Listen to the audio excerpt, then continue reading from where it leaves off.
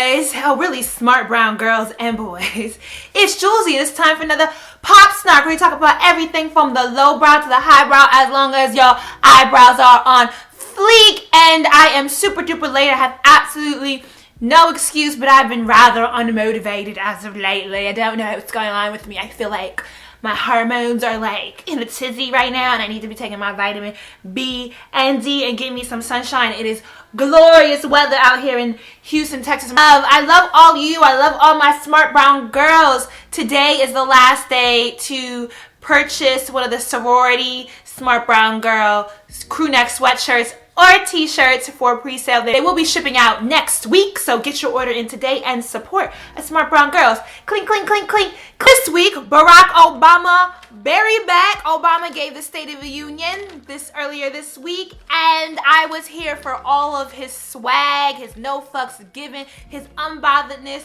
Joe Biden's bro face in the back, like, yeah, that's my man. And, you know, I really don't feel like he said a whole lot. Like, the content of the speech, you know, it was like, okay, well, yeah, but the House and the Senate is controlled by the Republicans. And that's not Obama's fault. That's you, and you back over there. You back there with the Parmesan that didn't go vote. Your fault. I'm saying, though, I did appreciate when he said he don't have no more elections to run and the snooty ass Republicans cackle and he's like, yeah, because I won both of them. Bloop, bloop. Did it on him. You know, I appreciate that he talked about Ebola and the U.S.'s commitment to help fight Ebola and countries impacted by Ebola, because it's a lot more than just some like wild disease that we've seen in a movie. You know, the Ebola impact on West Africa kind of really has scarred the education system, the medical system, and all that. And so I'm hoping, you know, whatever funding the United States, the World Bank, IMF, whatever are donating out there is going to go to a proper structure of quality hospitals in those countries. I don't know that any Western African country has quality hospital care. If you think about it, all the politicians from those areas, anytime they have to have surgery or like serious medical care, they all go to like Saudi, Europe, or America. So that's largely unfair to the people though. And so I'm hoping, Ellen Sirleaf Johnson, shout out to Liberia, takes that money and, you know, the government will put that back into the community and that they will finally get around to establishing quality hospitals. Speaking of, somewhere on my bed is a mess. People of the 2014 Person of the Year was the Ebola fighters. I got this. I read it in one night. I just think it's really good if you can find this. I'm sure your local library will have it. It's worth reading. The articles might be online. I don't know. Yeah, Dr. Jerry Brown. The history of Liberia just tickles my feather. You know, the whole kind of transatlantic loop, Black Americans going back and fucking shit up, and then, you know, now Liberians have American names. I wonder if he has any African American ancestors. Anywho, Jerry Brown was a medical director and general surgeon at the Eternal Love Winning Africa Hospital. He tried to forewarn about the impact that Ebola was going to have and tried to prep in the limited means that he could for Ebola patients coming in. And, you know, this man has done some great work at the own sacrifice of himself and his family. And so I think, you know, the humanistic, the Erasmus in me appreciated this. So I don't be fucking up that Negro's name. How do you say Erasmus? Is that how you spell his name? He's a philosopher. Yeah, okay. Moving on to the next topic. I'm just rambling. Sorority Sisters. My favorite topic. All 5 members of Delta Sigma Theta Sorority Incorporated who were on this VH1 Sorority Sisters series have been expelled as of January 13th, 2015. How shady of Paulette to expel them on Founders Day. I done told y'all, if you follow me on Twitter, when the first episode aired, I tweeted that I can't wait for the Scholarship and Standards Committee meeting when they decide to snatch these girls' letters. First of all, for all the people that have been talking about where's the sisterhood at, why would they expel them, that's not sisterly, yada yada yada. Delta business ain't none of your business unless you've been duly initiated into Delta Sigma Theta Sorority Incorporated. That's really how I feel about it. Yes, this is personal. Yes, it's petty, it's elitist, it's rude, and that's why I choose not to talk about matters dealing with my sorority, about becoming a member, all those things, because there's no nice way to come across. It is elitist in nature. That is what it is. You either you're gonna F with it or you're not.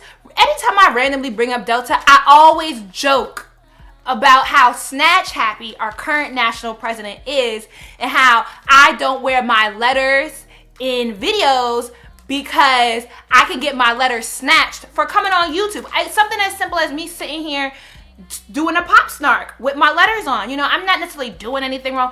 I could get in trouble for that. And maybe because I crossed in New York that it was kind of drilled into our heads that you cannot wear your letters on the news, on TV, on any sort of media without prior approval by the sorority. You can't even throw a party in the name of Delta without getting it approved. They did not get their letters snatched because of their behavior on the show. Delta Sigma Theta sorority, Delta Sigma Theta, the Greek letters are trademarked. Delta is a non-profit corporate organization. They have their trademark and their intellectual property, whatever, on lock, on T. You've been active. We'd have known. Paulette Snatch Happy. Should have known better. Told y'all back in October. I still got my letters. Oh, whoop to that. Oprah Winfrey's network premiered the Light Girls documentary last week. I did a review on it. Some of my light-skinned cousins is in their feelings. Light skin privilege is not the same as white privilege. So don't be super offensive as a beige sisterin when somebody tell you you got light skin privilege. They're not saying that your life is as easy as a white person or you won't get put on or have the same access. You still have some part of the black struggle in you. We just saying that there's a certain appeal that the mainstream finds and light-skinned waviness. You know, if I got me a few more baby hairs up here, I'm rocking my privilege wig right now. You know, if I go out the house like this, people are going to react to me differently. If I wear my natural nappy hair, it's the light-skinned and wavy exotical privilege, girl. But that's not the same as white privilege, though. You know, just take a step back, listen to the discussion. I do appreciate those who are still feel however they feel about the topic, but are open to discussing it with people and learning and thinking about a new perspective. That I do appreciate. And I'm going to do better and try to understand people from the other end of the spectrum. Rihanna, Kanye, and Paul McCartney released a new single, 4 5 Seconds. I wouldn't know how much Ye is paying Paul McCartney to doodle on the piano because, like, I could do without the McCartney. Actually, I'm not too keen on the song in general. It's like, okay. I'm sure I'll learn to like it, though, because Houston radio only rotates, like, the same 10 songs every hour on the hour. But I just wasn't really moved. YouTuber Glozell got to interview Obama along with Bethany Mota, and I believe Hank Green is the name. It's another YouTube content creator. You know, I really don't know how I feel entirely about Glozell. You know what? I do know how I feel. I don't know if I'm justified in feeling the way I feel. Like, I do kind of, it's like, you know, when I heard she was interviewing Obama and then when I watched the interview, I cringed. I was like, oh. I'm fascinated by her. I'm fascinated that her parents really did name her Glozell and they named her sister Dionzel, however you pronounce it. They were real committed to the merging their two parents' names. I'm also amazed that she looks damn good to be 52 years old. She is 2 years younger than my mama. And yeah, she does play up on negative black female stereotypes. And I feel like her fan base that is watching her isn't necessarily laughing with her. They're laughing at her. You know, kind of like the Dave Chappelle effect. But if I can like the Chappelle show, why can't I appreciate Glozell for what she is? You know, she's earned her success for sure. She's definitely put hard work in. Generally speaking, I just do wish there was a more diverse representation of us black female content creators on YouTube and that we all didn't have to kind of be comedians or cooning ourselves out in order to be successful or get the opportunity. You know, but I don't know if that's Glozell's responsibility. The problem isn't necessarily what Glozell does. It's like Glozell and then, like, she's speaking for all of us. And that's not her fault, and so I don't feel like it's right for me to take away from her success and her opportunity. You know, am I rambling here? Does anybody else get what I'm saying? How do you feel about Glozell, and how did you feel about Glozell interviewing Obama? Last night was the Screen Actor Guild Award, and Viola Davis and Uzo Aduba did I butcher her name? Who played Crazy Eyes on Orange is the New Black, along with the entire cast of Orange is the New Black, all scored. They all won. Viola. Somebody always says I pronounce her name wrong. Viola. Someone commented the last time I talked about her, about me messing up her name. But Viola did win for her role in How to Get Away with Murder, which comes back this Thursday. And in her speech, which I think is so important, they both gave beautiful speeches, but this is the first time at the SAG where it was 2 black women who won the lead women's categories at the awards. So that is a very big deal, and kudos to them. But Viola did say she thanked the creators of the show for thinking that a sexualized, messy, mysterious woman could be a 49-year-old, dark-skinned, African-American woman who looks like me. That is awesome. You know, I definitely do appreciate Shonda Rhimes' commitment to showing complex characters. As black women, we often are portrayed as very two-dimensional. We aren't allowed to be complex and nuanced characters as our white peers.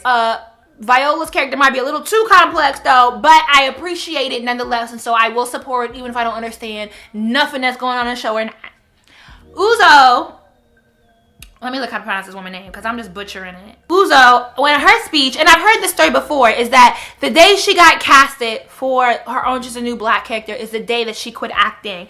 And I do, as hard as it is for me to stay motivated, I do appreciate her story so much because, you know, she's not your standard ideal of beauty that you see promoted in Hollywood. And, you know, but she's a very good actress. You know, you can tell she's classically trained. You know, if you look at her body of work prior to Orange is the New Black, she's a beautiful singer. She's a beautiful actress. Like, she is the shit, hands down. And for her to have such a hard road to hope in order to just finally get the recognition that she so deserves, it's like, girl, you know, I really do appreciate her commitment to her craft, her holding on to her integrity, and, you know, inspiring those of us who have similar ideals to just kind of hold on and hold out, even as we see our peers who are swimming in shallower waters progressing much faster than us, that there's something dazzling for us at the end of the road. Kanye was honored at the BET Honors. The person that presented him his award was Dame Dash. A toothless Dame Dash.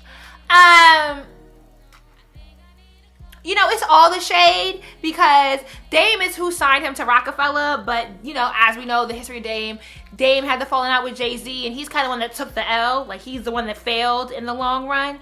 And Kanye did throw the ever so subtle shade at him by saying, for once in my life, I know what it truly feels like to be humbled. Word on the curb is that Kanye asked Dame to present, I think it's like a Lifetime Achievement Award to him, which is shade.